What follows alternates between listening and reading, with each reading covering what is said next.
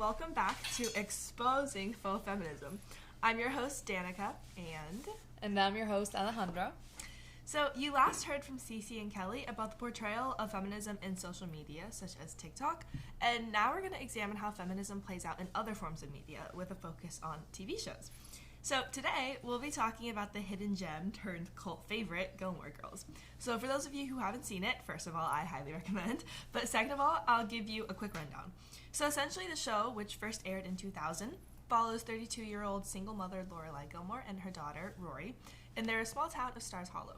So Rory and Lorelai are these incredibly complex, funny main characters, and the episodes follow them and their trademark rapid-fire exchanges as they navigate work, school, friendships, love, and so on. Mother-daughter dynamics especially also.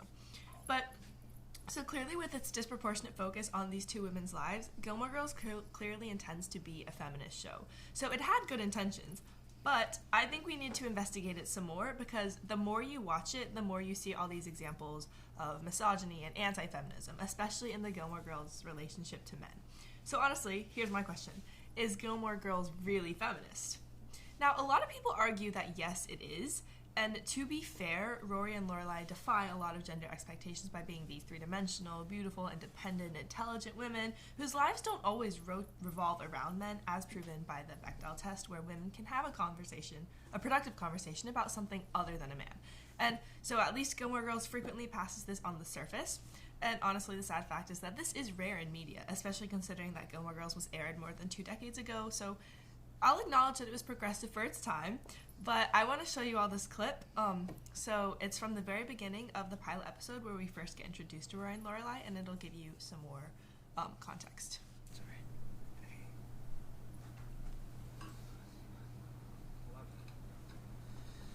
Make that look really good. Oh, it is really good. It's the best coffee in town. Oh yeah? I'll have to get a cup. Good plan.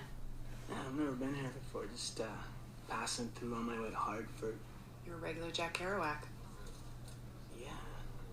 Hey, you mind if I sit down? Oh, you know what? Actually, I'm meeting someone, so I'm joking. Okay. What, you don't have a name? No, I do have a name. I just am really meeting someone, so. So, I guess I should get going. So soon? What? I'm just screwing with your mind, Joey. It's nice to meet you. Enjoy Hartford. Wait, there's more. Right. Oh, he's got quite a pair, this guy. Thanks. Yeah, I've never been through it before. Oh, you have to. Oh, hi. Oh, hi. You really like my table, don't you? I was just, Getting to know my daughter. You're... Are you my new daddy? Wow. You do not look old enough to have a daughter. No, I mean it. And you do not look like a daughter. That's possibly very sweet of you. Thanks. So, daughter. So, now we've established that these are these like beautiful, attractive women, but they're also really witty and they have their own lives going on. But in my opinion, isn't it pretty telling that the very first scene was all about how men view them? Yeah, I agree. It was almost as if the audience was like receiving the value because men value them. Exactly. It was like they value their wittiness and their prettiness, but it's all also about men, not only about them. Right, exactly. So, like, the point is that Gilmore Girls, they are multifaceted, but their relationships to men are still really complicated in a bad way.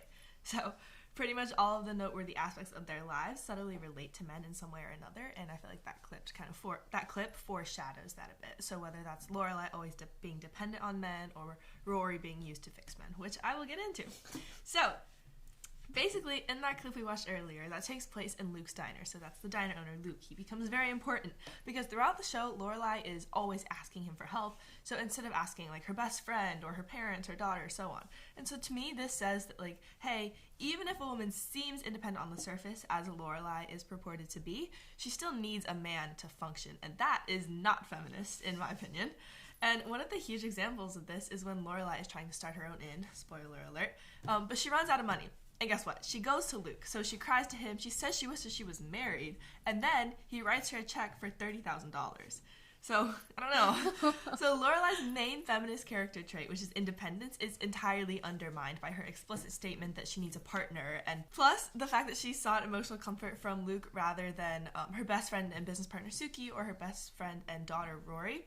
Lorelai establishes that she needs not just any help, but specifically the aid of a man to save her. And also by attaching this huge sum of money to Luke and having Lorelai, like, ask for it in her own words, you know, she's been effectively placed underneath Luke. So the implication is that Lorelai and all the women that she represents can't and won't be allowed to succeed, like, without Luke and all the men he represents. And from this, I feel like it becomes very clear that their relationship is full of this anti-feminist idea that Luke, as a man who can provide, is almost like the necessary puzzle piece to Lorelai's happiness. What do you think? I agree, especially since these two characters are meant to be independent. Reducing them so much to be dependent on a man sort of like defeats the purpose of the show in general. Right. And undermines their feminist attributes that were so highly praised in the beginning. Exactly. I agree, because it's just kind of weird. But, you know. So now, I don't want to take up too much time to talk about just Lorelai, because there's also Rory. So Rory is, like, the perfect daughter. She's super smart. She's really committed to her education. She's very high-achieving, book smart, and so on. And she's also, by chance, a boy magnet, because she's very pretty, right? But I want to look at one boy in particular, and not just because he's personally my favorite. So this is Jess. So Jess is Luke's nephew. He's this guy, and he starts having this thing with Rory, but he's kind of your typical bad boy, right? So he doesn't care about school. He doesn't really think about his future. He doesn't really have any big goals other than to, like, get money, and not always in, like, a legal way. So, you know, but you know what? To give you some more context, I'll just show you this clip. Rory and Jess and Rory. I think this is great. Don't you think this is great? I think Rory's 17. It's probably about time for a Jess. Look, I know Jess is a little tough sometimes, but he likes Rory, and Rory's a good kid. Hopefully she'll rub off on him. You know what? I spent a lot of time and energy fighting the whole Jess thing. So, yeah, that pretty much sums up the whole idea. First of all, you get a pretty big impression of Jess and how he's not necessarily the best guy, but also the idea that Rory is serving as this character who ends up trying to save him and make him better, give him a better life. So she ends up being used, essentially, and she's like this manic pixie dream girl who's super perfect, and she's used as a tool to further the man's life and his success at the expense of her own well-being. As we can see when Luke is like, oh, maybe she'll rub off on him. I mean, you know, that's not very, like she should be able to, you know, live her own life, accomplish her own things instead of being seen as some sort of tool to be used so that he can be better, if that makes sense. Yeah, I totally agree. It's like Rory has a lot to give him, but what does he get to give her? Exactly. It's like completely one way. Exactly, yeah, right? And then, wait for this, the ultimate slap in the face. So years down the road, she's out of a job. She doesn't achieve her dreams of being like a world-renowned journalist, and she's stuck in the same little town of Stars Hollow. While Jess ends up successful, he writes a book and everything, and he says that Rory kind of inspired him. So this is very explicitly showing that she's used as this vessel to carry the man forward, but she doesn't get to be successful herself.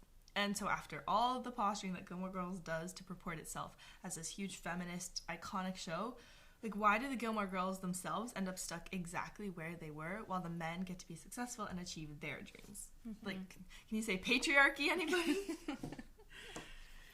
Yeah, I guess it is sad knowing that Rory, I know that she went to Yale, no? Yes. And, like, she was supposed to have this big future, especially, like, a better one than Lorelai had. You know, Lorelai was stuck being, like, a single mom, which is great, and because she made the best out of it. Right. But I think Rory, it was her chance to go forward, and that opportunity being given to a man who she helped essentially become what she wanted to become, is sort of harmful and just not as satisfying for her. Right. Yeah. Right. Because there's this whole idea that, you know, like, she worked so hard and no matter what she did, she's still just being used because the patriarchy is, like, this whole idea that, you know, like, it serves the men always. And that's what Rory ends up doing, even though the show writers tried to say, like, oh, this is feminist and these women are strong and independent, successful on their own. But the reality is that they're not. So, you know, it kind of defeats the whole purpose. And it's just so popular feminism. So why don't we talk about that a little bit, right?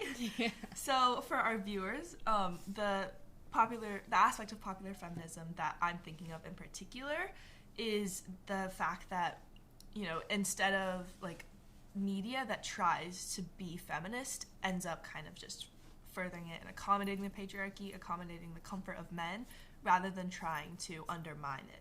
And I think that's sort of what Gilmore Girls ends up doing, right? Because it's showing that it's saying I'm feminist, but I'm not so feminist that I'm really making you. I'm just feminist enough that you think I'm progressive, but like I'm not really actually doing anything. And to be honest, I'm still, in the end, I'm still communicating the main ideas of like the patriarchy and like anti-feminism, like implicitly. Yeah, I agree. Yeah. So I don't know.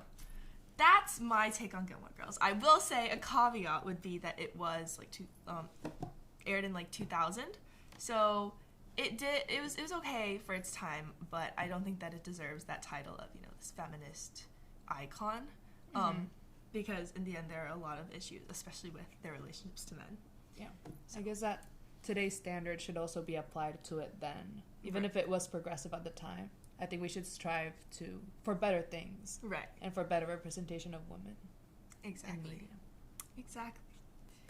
Well, that's it for this episode. Let us know what you guys think. Thanks for watching, and we'll see you next time. Thank you. Bye.